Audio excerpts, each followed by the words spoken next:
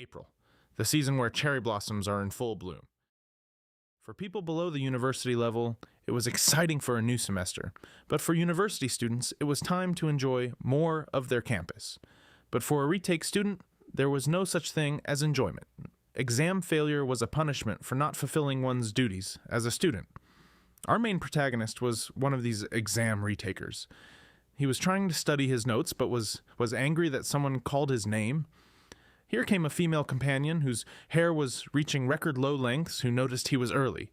She was slapping his back while he didn't like being called Ho-Ya, but she teased him for talking back to her. She was going to solve the mock exam from 2019 and wanted to bet on who would get higher. He was profusely sweating in her presence, but accepted the deal of buying the loser food if they lost. It seemed like she was mocking, but in the end, she was trying to destroy him. Her name is Yoji-woo, and she went to the same retake academy and landed in the same class. Her looks were greater than celebrities, being an absolute unit, and she was known throughout the whole school. About a month after the academy started, Ho-Ya was able to name every incident she caused. The hallways were filled by people who wanted a glance, causing a new rule to ban people from entering their class's hallways. On White Day, there were mountains of chocolates on her desk, causing the need of shovels to move it all. She received 18 confessions in a month, but it led to a brawl. None could capture her heart, and they all got expelled with no return. Because of these incidents, she received the name the Enchanting Witch. It was summed up that people involved with her would reach their impending doom. He asked her if strange rumors appeared because of him, what she would do. He glared at her, asking if she was capable of handling it. With glee, she was fine with it, and he couldn't believe that she would accept that so quickly. He thought she misunderstood him, saying the rumors were about them dating. She looked at him with appreciative eyes, saying it was fine, which caused him to jerk back. Wearing a mischievous smile, she asked if he had thoughts of dating her. This caused him to topple, trying to hide the fact he was getting crushed by her. Most people wouldn't get consumed by her, but not him. He knew what she exactly wanted. In April, they took a mock exam, and he was first place while she was second place. Her plan was to distract him to bring him down, and while she kept asking him questions, he tried to avoid them as best as he could. She was aiming to ruin his retake attempt because she was a witch. She asked if he was paying attention to her, which made her notice something. On his wrist was a broken watch, Stool subsequently making her ask why he was wearing it while holding his wrist. He pushed her arm back and didn't want her to push things too far. He didn't want to get expelled for getting a relationship too close with her. He cared if he were to get kicked out and wanted to study in peace. He didn't want to leave her, but he couldn't waste time on these interactions. Flashing back, he got rejected from medical school. His mouth was wide open in disbelief, not knowing how he could have gotten rejected.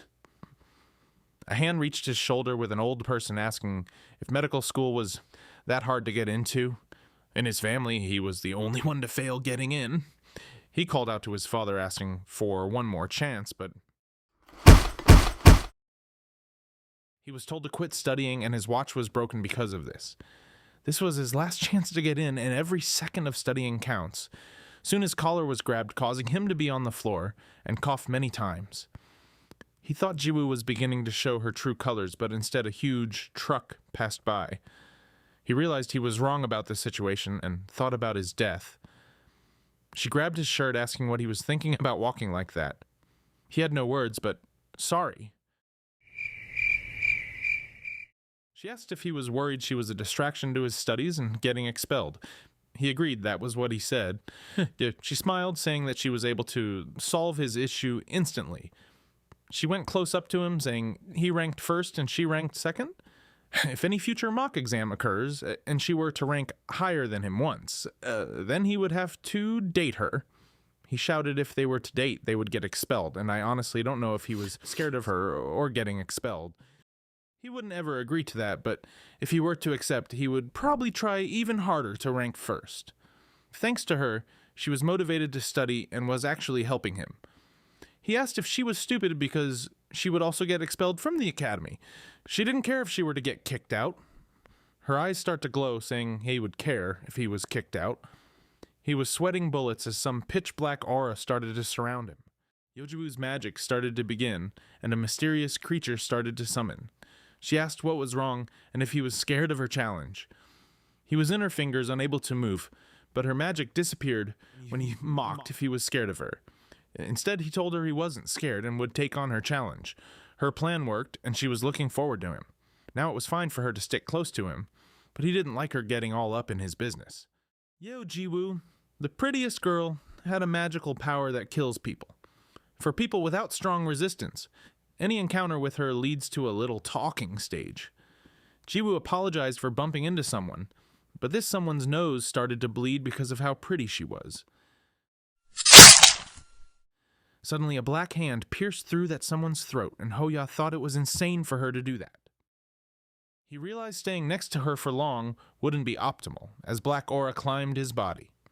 He stopped walking forward because he decided to take measures for survival, which made her curious. He was nervously sweating but focused, and decided to run away from her. She was bewildered, not knowing why he would bolt out of there.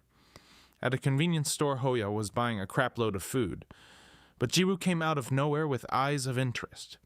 She asked why he ran away, but looked down at what he was holding. She asked why he was buying so much, and if it was for her too, but he refused that. She was sulking, acting like she had money to buy her own food. Meanwhile, Hoya put his items on the counter ready to pay. Soon after, somebody brought over Swedish mint chocolate milk. Jiwoo made a fake laugh, saying she accidentally forgot her card at home and would pay him back the next day. They had no class tomorrow, and he asked how she would pay him. She realized they could meet up and study, but he didn't want to get consumed by her, and asked for the milk to be removed. She grabbed him begging and would pay him back. The cashier held a poker face over their little scuffle, and when they left, he shed a tear because he was 33 years old and single. She mentioned he was the type to eat a lot for breakfast, and she could never. He thought she was talking nonsense, and the food wasn't just breakfast for him. Instead, during the class, he would sit a couple desks away from her. It was impossible for her to be close with him during class, and talking wasn't allowed. He entered his science classroom, determined to stick with the solution he thought of, which was stay put in the class out of sight until the day ends. He grinned at the thought of her nonsense ending with his plan. His plan was crushed instantly as with a cute face she decided to sit next to him. He was disgusted, not knowing why she would decide to be right there. He was dreading what was next to him, and she asked what was wrong. He got mad, asking why she sat there as it wasn't her seat, but her grin grew miles long, saying it wasn't. She asked his usual classmate, and they agreed to swap seats with her. He looked back at his old deskmate, and it looked like he was consumed by her magical witchcraft powers. It wasn't her asking, but her messing with the kid's chances to even decline. She looked at him with too much intent, saying, now that they were sitting together, they were going to try that thing, which caused him to panic internally. She brought out a book on the CSAT practice exam, wanting to bet on who would get the higher score within a 20-minute time limit. She asked why, as he cowered in fear, crossing his arms, thinking she was going to pounce on him. She wanted the loser to buy drinks from the snack bar, which sounded reasonable, making him raise concerns. He wondered from thereforth if his school life was in jeopardy. Later at the snack bar, Jiwoo was all sad for losing by a 20-point margin difference, and asked if either got lucky or cheated. He arrogantly told her he would never lose to her, causing her to pout. He told her to shut up and demanded her to buy his order, but before he said everything, he realized he got finessed. She didn't bring her wallet, and she gasped at this shocking truth. She laughed it off, saying she forgot and will pay him with interest, while he had to pay for both of their drinks. He thought he was being dragged by her own pace, but took a full second to think maybe it was just him. She mentioned studying like the way she told him to was actually to help him. He couldn't deny it at all as he was vigorously writing down every correct answer at record speed. He pushed back his glasses, saying it might be helping, but at the same time, it wasn't really helping him. She slapped his back, saying it was helpful and is a win-win situation. She brought her phone out towards him and asked for his number so they could study on the weekends together. He boldly said he didn't want to. Instantly, a beast surrounded him and looked down on him while she demanded for him to give it, and he did. At Juho's house, he was head down on his table contemplating the thought of having to meet Yeo Ji-woo during the weekends. He assumed if she didn't contact him, it meant she forgot, but her forgetting was highly unlikely. Therefore, he wanted to say he was sick and studying at home. But a lie like that was too obvious. He was disappointed in himself for allowing himself to reach this point and wondered where all went wrong.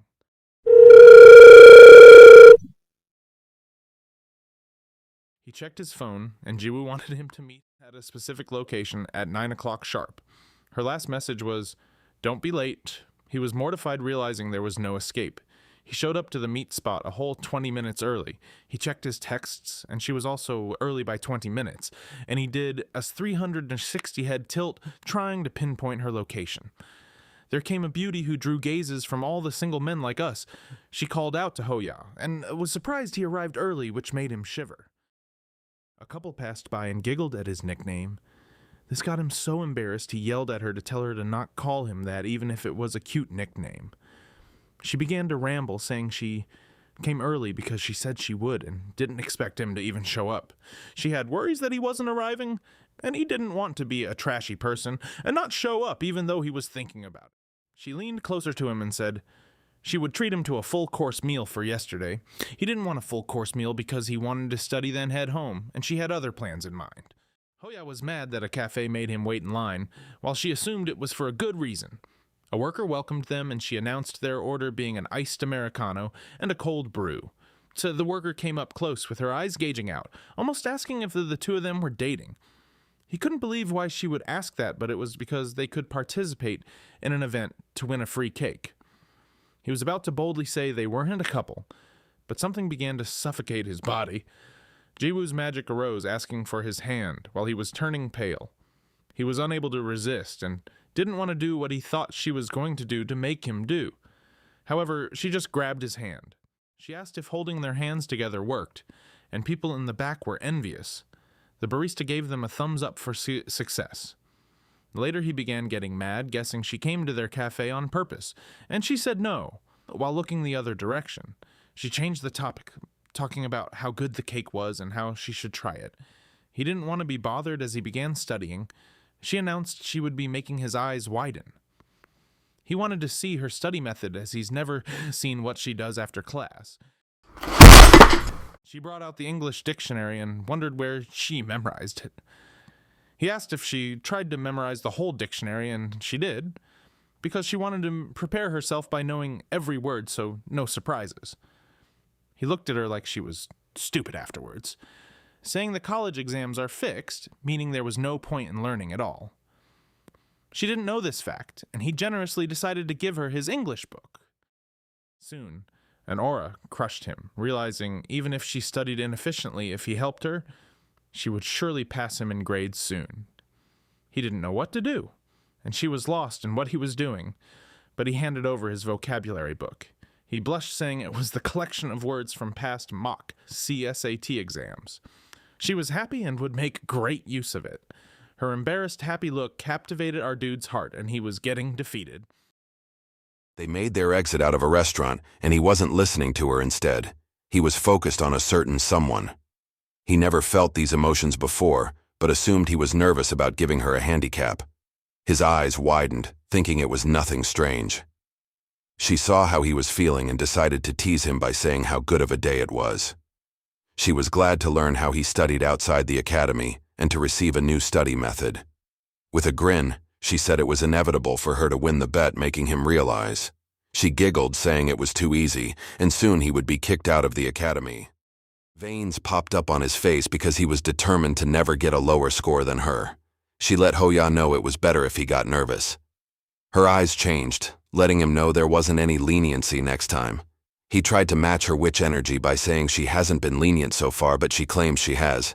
He was rage-baited successfully by her, and she kept going, saying she won't be lenient anymore. He yelled, saying there was no need for her to be lenient since her skill would be the same.